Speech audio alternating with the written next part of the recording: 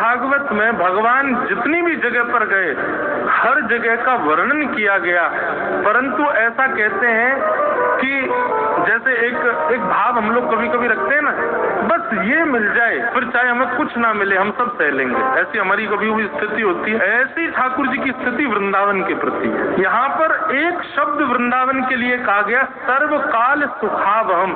ठाकुर जी कह रहे हैं वृंदावन में कैसे भी रखो मुझे, मैं प्रसन्न हूँ। ठाकुर जी कह रहे हैं अगर हमारा भोग ना लगे, श्रृंगार ना हो, हमारा नैवेद्य ना हो, हमारे साथ कोई लीला ना हो, केवल हम वृंदावन की सीमा के भीतर हैं, मुक्ति सबको मिल जाएगी। जो भगवान से विद्वेष कर रहे हैं उनको भी मिल जाती है। बस अंते नारायण स्मृति, अंतिम समय में भगवत स्मरण हो गया तो मुक्ति निश्चित, ये है मुक्ति। लेकिन परीक्षित, तुम मुक्ति मांग रहे हो, यदि तुम्हारी मुक्ति होनी ही होती तो तुमने भगवत दर्शन किया है अपने माँ के गर्भ में, तुमको मुक्ति की पूछने की जरूरत नहीं है, तुमको मुक्ति मिल ही जाएगी, निश्चित है। ऑलरेडी तुम मुक्त हो चुके हो। लेकिन फिर भी सोचो, एक ब्राह्मण ने तुमको श्राप दिया तो ये नहीं कहा कि आज शाम को तक्षक सर्प डस दे, उसने 7 दिन की तुमको अवधि दी, 7 दिन को तुमको समय प्रदान किया। इससे क्या समझ में आता है? तुम मुक्ति कामना के लिए नहीं तुम्हारा जन्म हुआ है। भगवान ने तुम्हारे माँ के गर्भ में तुमको इसलिए नहीं बचाया कि तुम मुक्ति प्राप्त करो, इसलिए बचाया कि तुम कुछ श्रेष्ठ करो। ये है मुक्ति। मुक्ति मतलब मैंने इतनी कथाएं करी, इतना भजन किया, इतना राधारमण लाल, श्री वृंदावन बिहारी लाल, राधा वल्लभ लाल, सब जगह दर्शन किए, अपने गिरधर लाल जी की खूब सेवा करी, और इन सब के बदले मुझे मिला क्या? मुक्ति। और मुक्ति प्राप्त करके जैसे ही मैं वैकुंठ गया तो जो मुझे सीट मिली थी वहां में जाके बैठा तो मैंने देखा, भाई देखूं और कौन बैठा है यहाँ पे। थोड़ी दूरी पे रावण भी बैठा था, थोड़ी दूर शूर्पणखा भी बैठी थी, इधर देखी तो वो भी पूतना भी बैठी है, अगासुर बकासुर धेनुकासुर सब बैठे हैं यहीं पर। भैया ये राक्षस यहाँ कैसे आ गए? बोले क्योंकि भगवत विद्वेष के भले ही सही इन्होंने भगवान को याद किया, भगवान के द्वारा मारे गए, इसलिए इनको भी मुक्ति मिली। मैंने कहा जे भले बढ़िया, हमने इतनी मेहनत करी, गला फाड़ फाड़ के खूब संकीर्तन किया, हाथ घिस गए महाराज, सेवा कर करके, मंदिर परिक्रमा दर्शन आदि कर करके, संतों को प्रणाम कर करके कमर झुक गई, तब जाके मुक्ति मिली। और इन्होंने भगवान को गालियां दी, इनको मुक्ति मिल गई। इनमें और हम में कोई अंतर नहीं।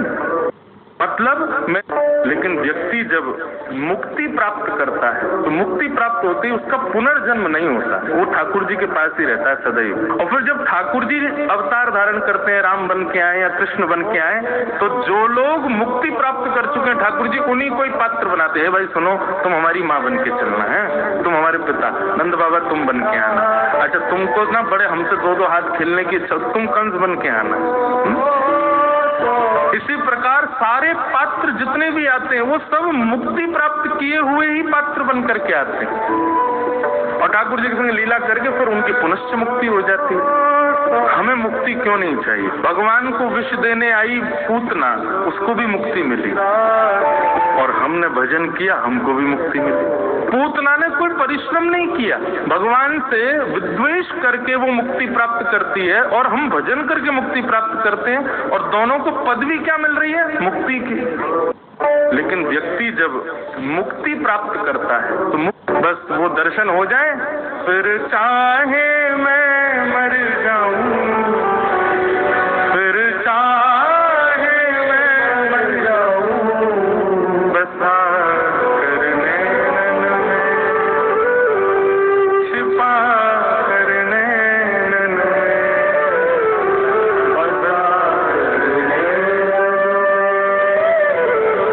छिपा करने। तो ये है भक्ति। हमारी अभिलाषा मुक्ति की नहीं है भगवान। हमारे ब्रजवासी तो गाते हैं, कहा करूं वैकुंठ ही जाए,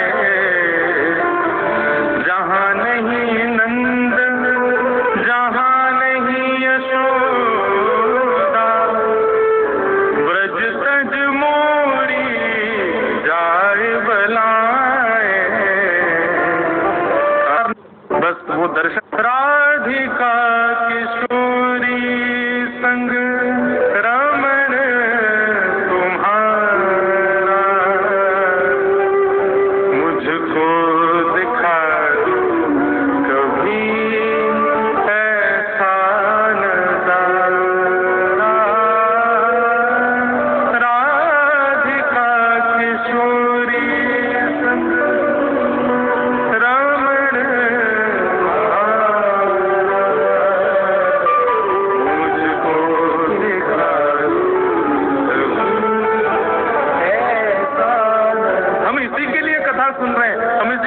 नाम जप कर रहे हैं, इसी के लिए तिलक लगाए घूम रहे हैं, इसी के लिए शुद्ध आचरण कर रहे हैं, शुद्ध पवित्र व्यवहार कर रहे हैं, इसी के लिए हम ऐसे वेश में घूम रहे हैं, इसी के लिए हम संत संग कर रहे हैं, इसी के लिए हम विषयों से दूर हैं, ताकि हम इस योग्य बन जाएं कि हे राधिका रमण, आपके हमको प्रत्यक्ष इसी जन्म में दर्शन हो।